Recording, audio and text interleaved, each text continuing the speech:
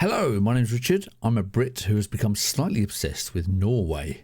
And on this channel, I have dedicated the whole channel to just reacting to videos about Norway's culture, Norway's infrastructure, people's vlogs about Norway, anything to do with Norway. And I'm going to react to it and take a look. I'm also including some of my own videos where I've been to Norway before. So I've got some video clips of me on holiday there that I've gathered. So there will be some videos, some unique content from me on here, but I'm using this time to just learn about Norway as much as I possibly can, with maybe the idea of moving the family there one day, because I do love it very much. So we are on a journey of discovery. Links to any video I react to are below in the description. Please go and follow and subscribe to the original creators. Today's video is how Norway got so insanely rich, which is, I think, fascinating, because I don't know much about the economy for Norway. So why are they so rich? Why are you so rich? What's happened?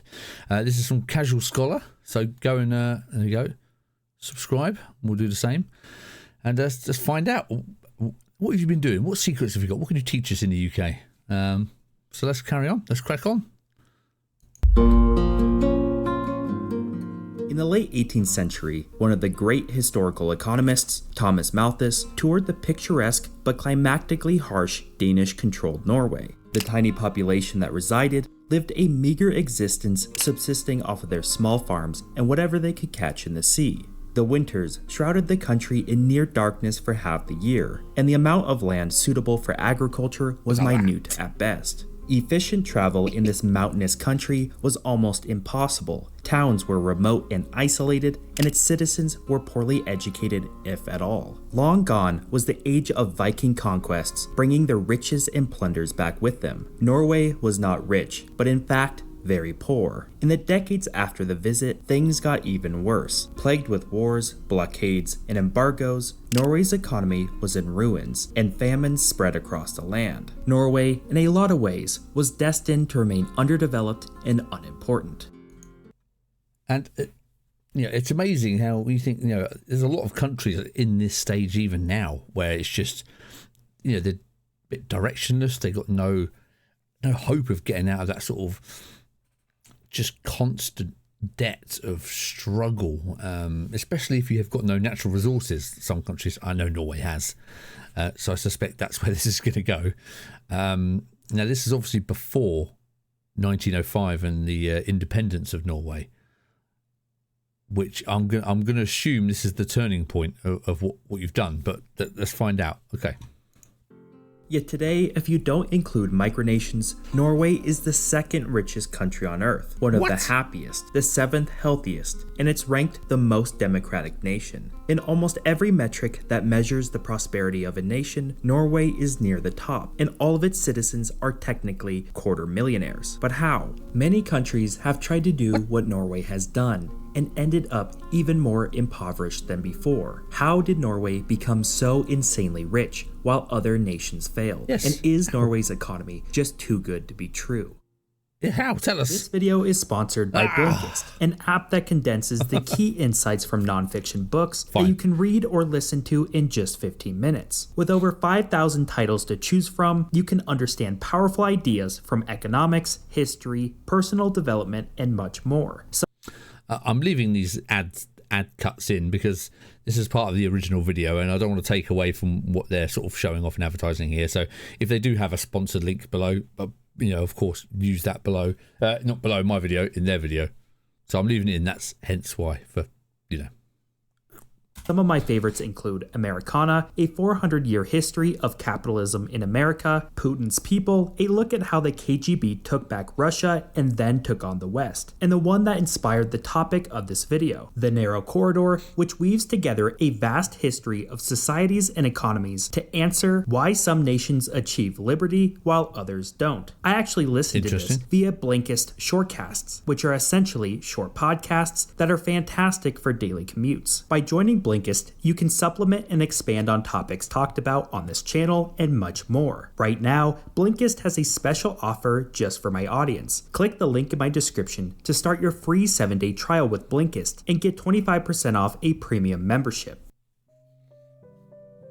These are the countries with the world's largest reserves of oil. Collectively, they account for 84.9% of the remaining supply, yet they only make up 7.9% of the world's GDP. Venezuela has almost a fifth of the total, yet it's the poorest country in the Western Hemisphere. In fact, most countries on this list have severe economic or social issues. Saudi Arabia, Iran, Iraq, Kuwait, and the UAE all suffer from human rights abuses and extreme inequality. Russia has been in decline for decades, and Libya has been in a state of anarchy since Gaddafi was overthrown in 2011. This is what many economists call the oil curse. Today, oil and gas accounts for 27% of all energy generation. Even as the world inevitably tries to move toward better and cleaner sources of energy, oil today, and for a long time, will be a necessity. With oil nearing its highest price ever, you would think that having a large quantity of it would be a blessing for a nation's economy. The problem with oil is that it's like winning the lottery. All of a sudden, sometimes overnight, nations start to get inundated with mountains of money. They use it to lower taxes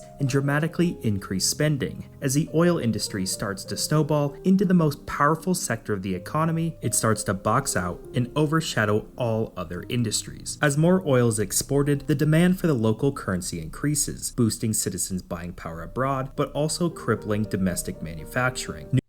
See, you would think there's been enough examples in the world now of poor money management. I mean, is it just pure greed? Is that the problem? People at the top with pure greed and just lack of skills and knowledge on how to deal, like I said, with loads of money. I think the lottery comparison is a very good one from this guy.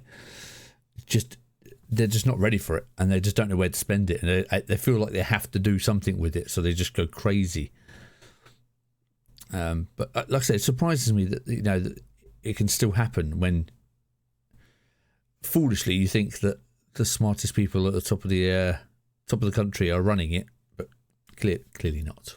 New politicians promise to spend more to get elected, and dictators do the same to remain in power, choosing to spend today instead of saving for tomorrow. Often, the government becomes corrupt, the wealth is funneled to a select few, and before you know it, the economy is rich on paper, yet the average citizen suffers. But there seems to be a single extraordinary exception to the oil curse. As you might have guessed, that country is Norway. But why didn't oil destroy Norway's economy? What makes it fundamentally different from Libya, Venezuela, Saudi Arabia, and all the other small oil exporting nations? I don't know.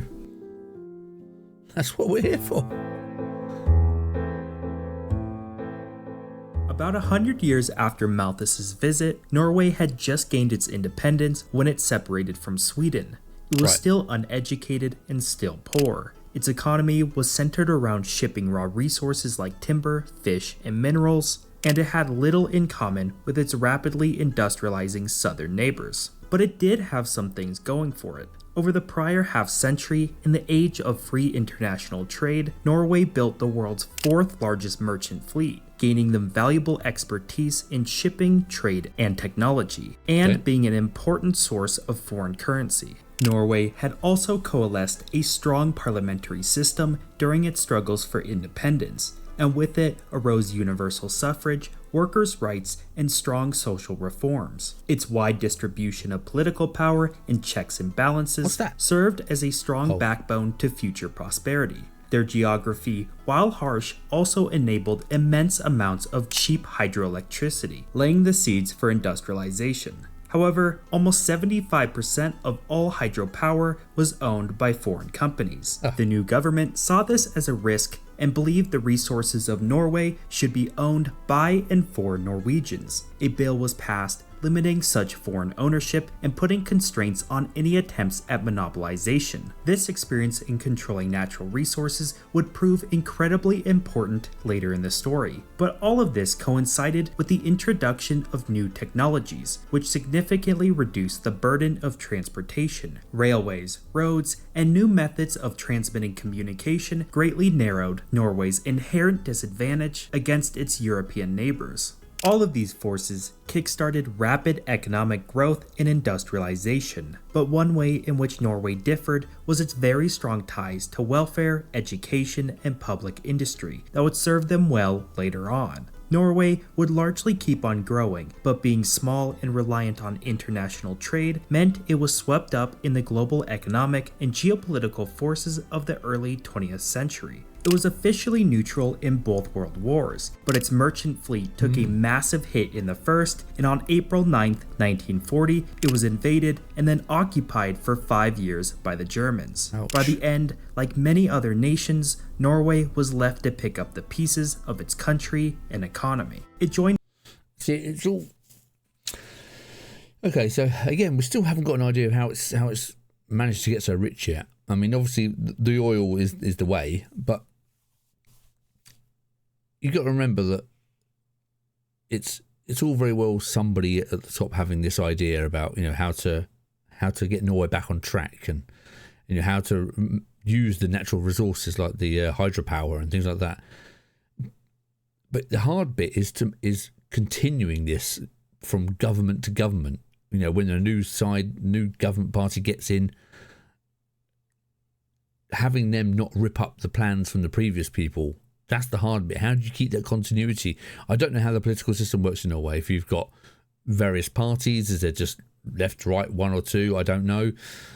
So I'm amazed that they've managed to keep this going, especially with all the hardship they've had as well. So I don't know. Tell me, who is the dominating party in Norway?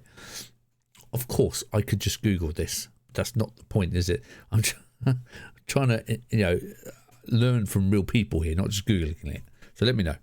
Many international organizations and was one of the largest recipients per capita under the United States' Marshall Plan. The Labour Party seized the blank slate and worked to establish strict social democratic rule with a large emphasis on the public sector. Holy crap, look at all those caravans. 1, 2, 3, 4, 5, 6, 7, 8.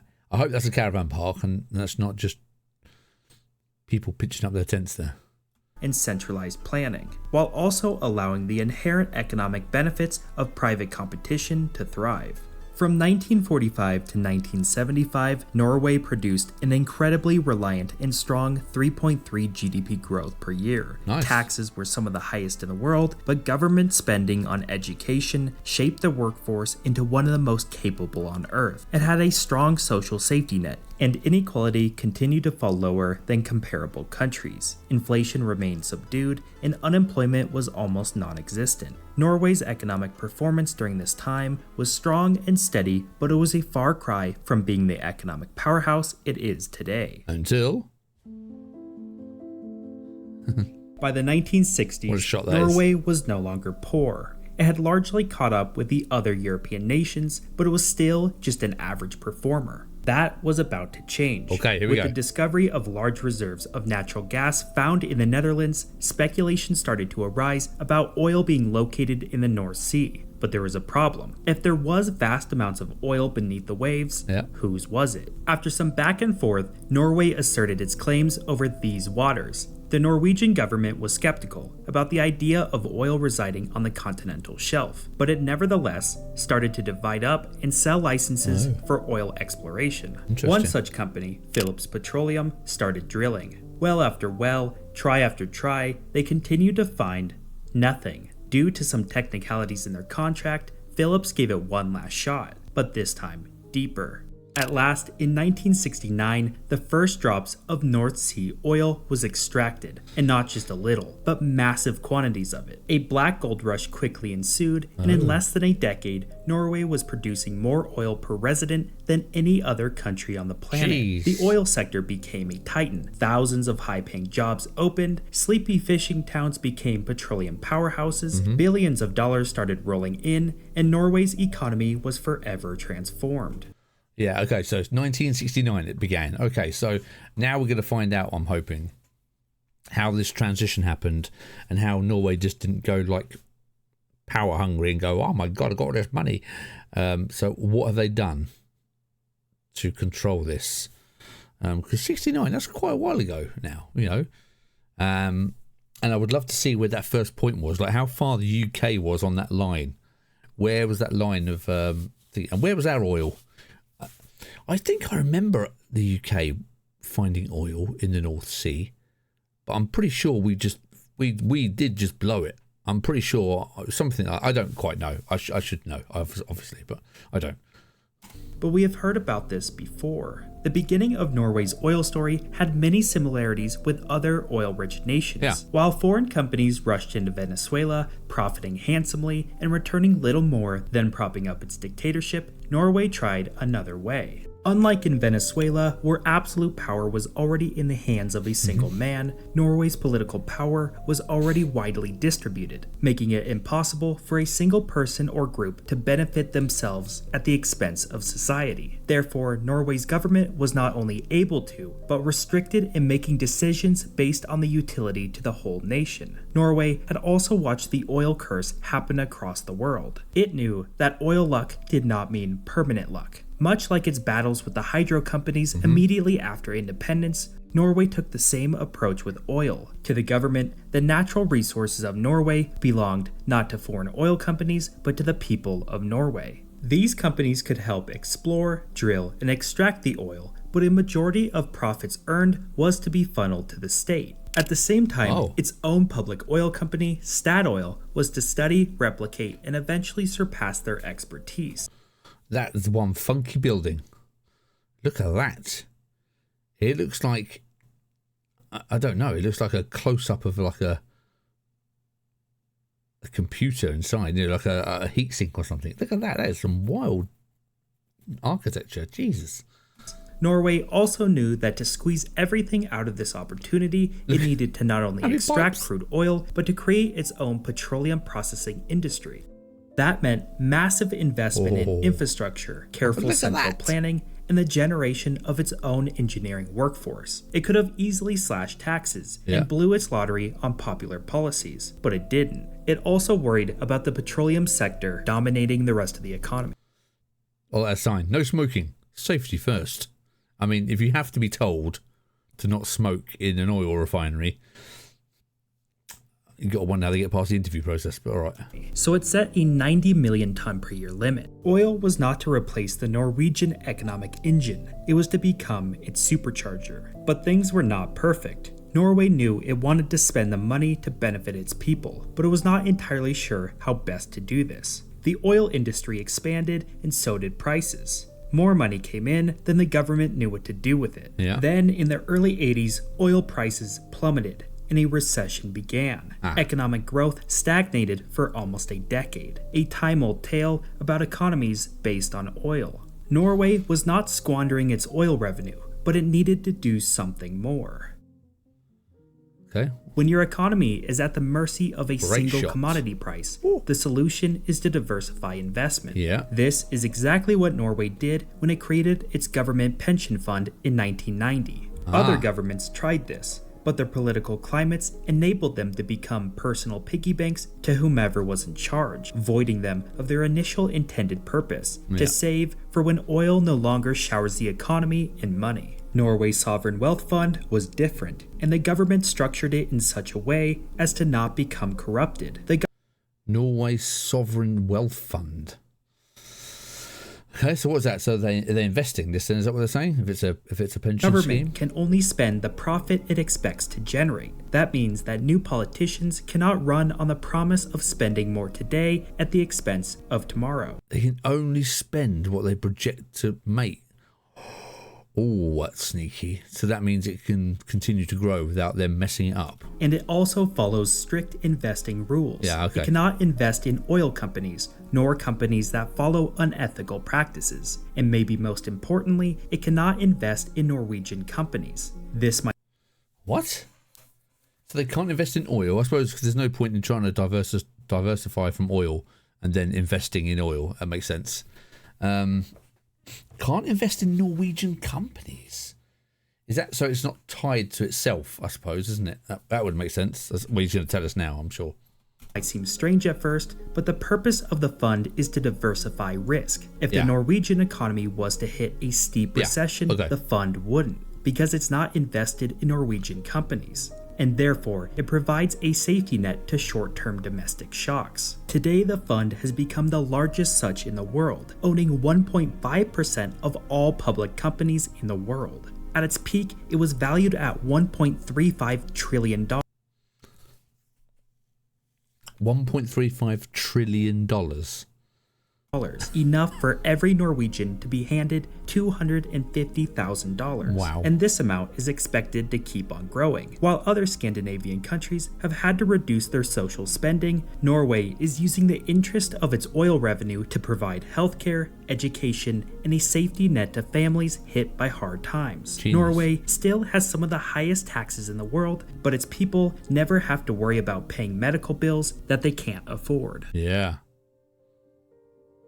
Norway has managed to get lucky, but it maneuvered carefully and set itself up. That's a bit harsh. I think lucky's a bit harsh. This has been years of turmoil, so they know what it's like to have no money or no idea, how they're going to get out of this rut. So I think that's a bit harsh, calling it lucky. That's clever.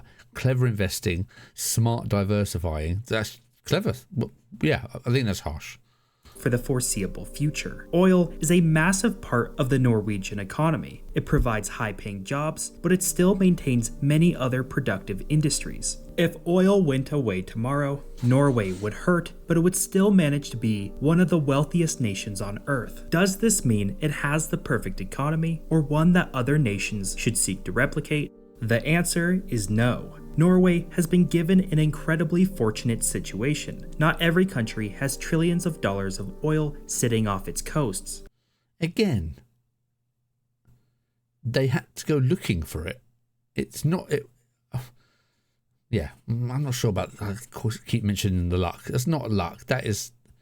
Yeah. But its reliance on the public sector has reduced competition and potentially growth, and its cost of living is among the highest in the world. Norway's economy is not perfect for the world, it's perfect for Norway. Yeah. But what about all the other oil-rich nations? Unfortunately, it appears strong democracy needs to have already been established before being blessed with oil. Otherwise, politicians and strongmen jockey for power, seeking short-term gains at the expense of the future. Not only that, but established productive industries must already be in place, along with strong educational institutions to fully utilize the oil revenue's potential. For a more in-depth look at how oil can destroy nations, check out my video on how Venezuela went from being the 4th richest nation on Earth to one of the poorest.